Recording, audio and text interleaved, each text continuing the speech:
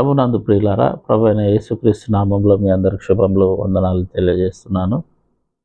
అందరు బాగున్నారండి? మీరందరూ బాగుండాలని ప్రభు అయిన యేసుక్రీస్తు నామంలో మీ కొరకు అనుదినం తప్పక ప్రార్థిస్తూ ఉన్నాను. కొద్ది నిమిషాలు మనం దేవుని వాక్యాన్ని ధ్యానించుకుందాం. యోహాను సువార్త 15వ అధ్యాయము 4వ వచనం మనం చదువుకుందాం. నా యందు నిలిచియుండుడి, మీ యందు నేను నిలిచియుందును. ఈ వాక్యాన్ని మనము పరిశీలించినట్లయితే, దేవుడు ఆయన యందు మనం నిలిచి ఉండాలని కోరుతా ఉన్నాడు. ఆయన యందు నిలిచి ఉండడం వలన మనకేం జరుగుతుంది అని మనం ఆలోచించినట్లయితే, 5వ అధ్యాయం 5వ వచనం మనం చూసినట్లయితే, ఎవడు నా యందు నిలిచి ఉండునో, నేను ఎవని యందు నిలిచి ఉండునో వాడు బహుగా ఫలించుతాడంట. ఆయన యందు మనము నిలిచి ఉండడం వలన మనకు ఏం జరుగుతుంది అని అంటే, మనము బహుగా ఫలిస్తూ ఉంటాం. మనం ఫలించాలి అని అంటే దేవుని యందు మనము నిలిచి ఉండడం జరగాలి. ప్రియులారా, చాలామందిని మనం చూసినట్లయితే, నేను పలానా ఎమ్మెల్యే అందు నివసిస్తూ ఉన్నాను, నేను పలానా ఆస్తి కోటీశ్వరుడి దగ్గర నివసిస్తున్నాను, నేను పలానా వాడి దగ్గర నివసిస్తున్నాను అంటాను. వాడి దగ్గర వాని యందు మనం నిలిచి ఉండడం వలన మనకి ఏం లాభం కలుగుతుంది? ఇహలోక సంబంధమైన లాభం మనకు కలగవచ్చు, కానీ అది త్వరితముగా ముగిసిపోతూ ఉంటుంది. మనం క్రీస్తు యందు నిలిచి ఉన్నట్లయితే ఈ బాహ్య సంబంధమైన ఆశీర్వాదము కంటే ఆత్మీయ సంబంధమైన ఆశీర్వాదము మనకు నిత్యము వర్తిస్తూ ఉంటుంది. ప్రభునందు ప్రియులారా, చాలామంది అనే మాట ఏంటంటే, నేను పలానాను నమ్ముకున్నాను, నా జీవితం నాశనమైంది, పలానాను నేను ఆశ్రయించాను, నా జీవితము పూర్తిగా పాడైపోయింది, పలానా అని వాళ్ళు వాపోతూ ఉంటారు. కారణం ఏంటంటే, మనుషుని అందు మనము నిలుచుండడం వలన, ఒక మనుషుని మనం నమ్ముకోవడం వలన మనము పాడైపోతూ ఉంటాం. మన జీవితము పాడైపోతూ ఉంటుంది. మనము గమనించినట్లయితే కొత్త నిబంధన గ్రంథంలో మార్క్స్ వార్త 5వ అధ్యాయంలో మనం చూస్తే, యేసుప్రభుల వారు గెరాసేనుల దేశంలోకి గెరాసేనుల దేశంలోకి వెళ్తూ ఉంటుండగా అక్కడ ఆ దయ్యం పట్టిన వాడు అక్కడ మనకు కనిపిస్తూ ఉంటాడు.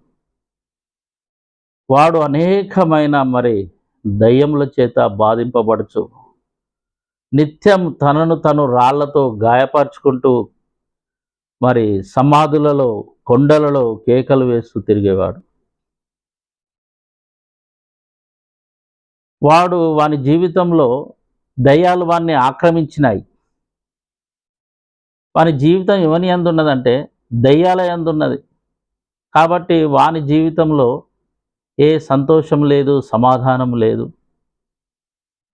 ఏ అభివృద్ధి లేదు, అసలు శూన్యం. వాని జీవితంలో ఏమి లేదు, ఏమి కనిపించటం లేదు.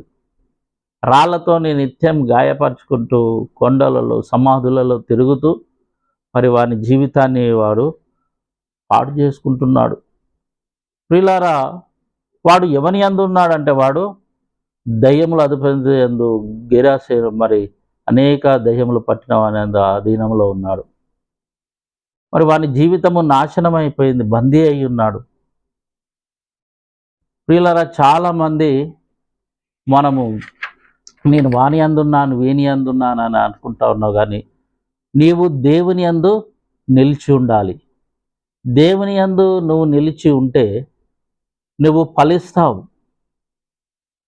నీ ఫలింపు ఎవరిలో ఉంటుందంటే ప్రభు అయిన యేసుక్రీస్తునందు ఉంటుంది. ఒక మనుషుని యందు కాదు, ఒక వ్యవస్థ యందు కాదు. ఒక వ్యవస్థ నిన్ను నడిపిస్తూ ఉంటుంది, నిన్ను బ్రతికించడానికి. ఒక మనుషుడు నిన్ను కొంతకాలమే బ్రతికించడానికి నడిపిస్తూ ఉంటాడు, కానీ నువ్వు పూర్తిగా నిలిచి ఉండాల్సి ఉన్నది ఎవరి యందు అంటే దేవుని యందు నువ్వు నిలిచి ఉండాలి. ఆయన యందు నువ్వు నిలిచి ఉన్నట్లయితే నువ్వు బ్రతుకుతావు, నీవు దీవించబడతావు, నువ్వు ఆశీర్వదించబడతావు.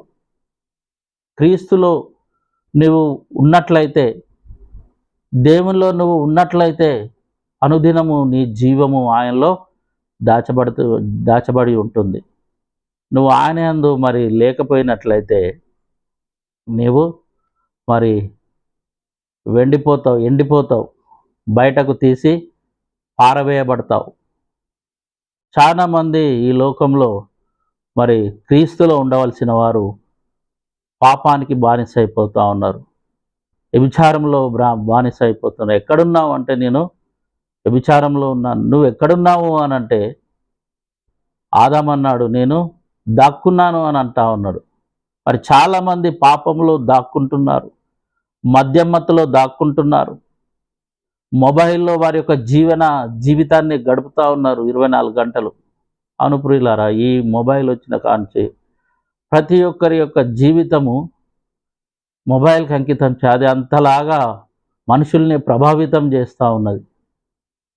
మనం ఎప్పుడైతే ఆ మొబైల్ మనం జయించగలుగుతామో మనము నిజంగా మనలాంటి వారు ఎవరు ఉండరు. కాబట్టి మన జీవితము ఎవని యందు ఉండాలి అనంటే దేవుని యందు ఉండాలి. దేవుని యందు ఉంటేనే మనం ఫలిస్తూ ఉంటాం. దేవుని యందు ఉండకపోతే నీవు ఏది అడిగినా ఏది కోరుకున్నా నీకు దొరకదు. కాబట్టి దేవుని యందు ఉండకుండా నాకు ఫలానా కావాలి అని నువ్వు అడిగినప్పుడు నువ్వు అది పొందుకోలేవు. ప్రియులారా, మరి మనం మొదటి రాజుల గ్రంథము 7వ అధ్యాయము 1వ వచనంలో చూస్తే ఒక ఆయన అంటా ఉన్నాడు, నేను ఎవని యందు నిలుచున్నాను అంటా ఉన్నాడు. ఆయన ఎవని యందు నిలిచి ఉన్నానో ఆ ఇశ్రాయేలుల దేవుడైన యెహోవా మాట చొప్పున ఆయన పలుకుతా ఉన్నాడు. ఆయన ఎవని యందు నిలిచి ఉన్నానో నా మాట ప్రకారము 3.5 సంవత్సరాలు భూమి మీద వర్షము కురియదు అన్నప్పుడు టచీమని వర్షము ఆగిపోయింది.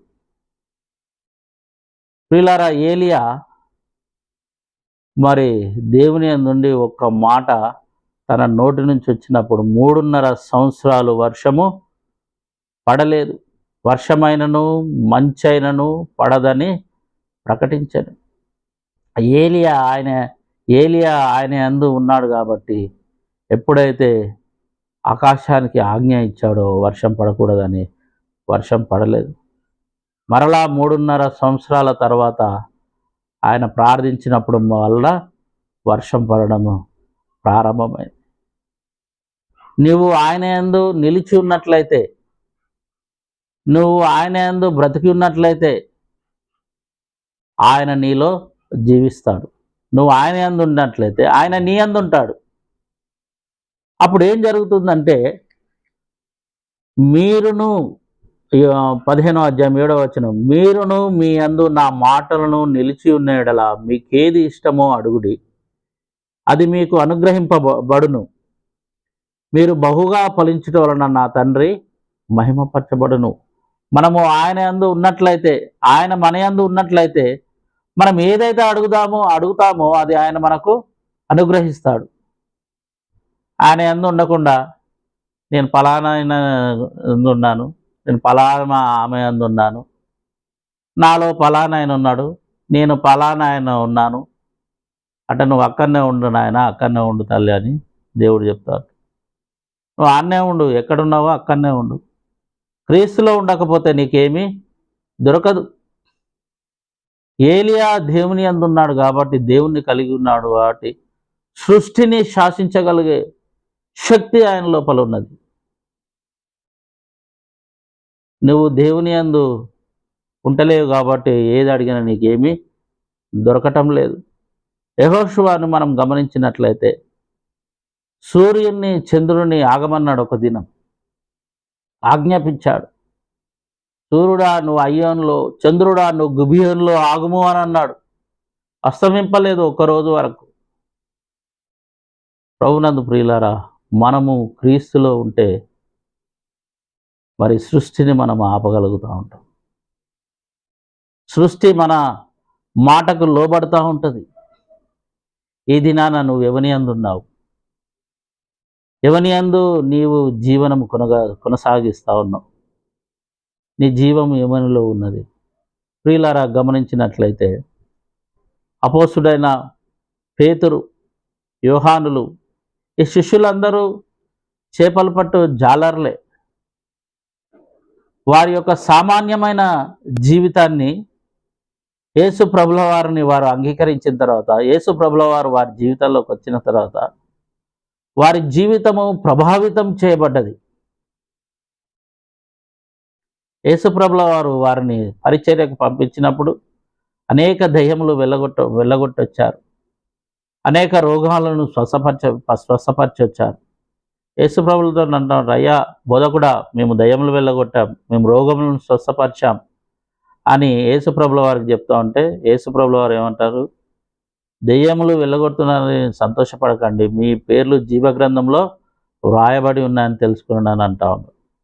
అవును ప్రియులారా, సామాన్యులమైన మన జీవితాలలో క్రీస్తు యొక్క శక్తి ప్రభావితం చేయాలంటే మనము క్రీస్తును కలిగి ఉండాలి, ఆయనలో మనము నిలబడి ఉండాలి. అపోస్తుడైన పౌలు జీవితాన్ని మనం గమనించినట్లయితే, పౌలు యొక్క చేతి రుమాలు నడికట్టును ముట్టుకున్నప్పుడు అనేకులు మరి స్వస్థత పొందటం, రోగులు స్వస్థత పొందుతున్నారు, దయ్యములు మరి పారిపోవడం జరుగుతూ ఉన్నది. ప్రియులారా, మన జీవితాలలో మరి నువ్వు ఎవరి యందు ఉన్నావు? నీ జీవితము, నీ కుటుంబము ఎవని యందు ఉన్నది? ఆ గెరాసేనుల దేశంలో, ఆ గదరేనియల దేశంలో గెరాసేనులు మరి దయ్యాలు పట్టినట్టు ఆ దయ్యంల వాని యందు నువ్వు ఉన్నావా? అలాంటి వాని ఆధీనంలో నువ్వు ఉన్నావా? లేకపోతే ఇంకెవరు జీవితంలో మరి ఎవడో నిన్న స్వాధీనం చేసుకొని ఉన్నాడా? అలా ఉన్నట్లయితే నువ్వు ఫలించవు. నీ కుటుంబంలో కావాల్సిన అవసరతలు, అక్కర్లు తీర్చాలంటే నువ్వు ఆయన యందు నిలిచి ఉండాలి. ఆయనలో నువ్వు ఫలించాలి అంటే మనము ఆయనని మన జీవితంలోకి ఆహ్వానించాలి. ఎప్పుడైతే నువ్వు ఆయనను ఆహ్వానిస్తావో, ఎప్పుడైతే నువ్వు ఆయనను పిలుస్తావో, ఆయన నీ యందు ఉంటా ఉంటాడు. ప్రకటన గ్రంథంలో వాక్యం సెలవిస్తుంది, ఎవడు మరి తలుపు తీయును, ఇదిగో నేను తలుపు యొద్ద నిలిచి ఉన్నాను, నా స్వరం విని ఎవడు తలుపు తీయును వాని యొద్దకు వచ్చి ఆయన నివాసం చేస్తానని వాక్యం సెలవిస్తూ ఉన్నది. మరి ప్రభునందు ప్రియులారా, మన జీవితాలలో క్రీస్తు లేకపోతే ఏమీ లేదు. మన జీవితాలలో మరి దేవుడు లేకపోతే ఆశీర్వాదము లేదు, దీవెన లేదు, స్వస్థత లేదు, ఏదీ ఉండదు. సమస్తము శూన్యమై ఉంటుంది. కాబట్టి మరి ఇటు సమయంలో ఏలియా పలికినట్లు, నేను ఎవని యందు ఉన్నానో ఆ ఇశ్రాయేలు దేవుడైన యెహోవా పక్షమున మరి కలుగును గాక అని పలికినప్పుడు కలిగింది. కాబట్టి ఆయన యందు ఉండి మనం బ్రతుకుదాము, చలిద్దాము, మన జీవితాన్ని ముందుకు కొనసాగిద్దాము. అలాంటి కృప దేవుడు మనందరికీ అనుగ్రహించును గాక. ఆమేన్.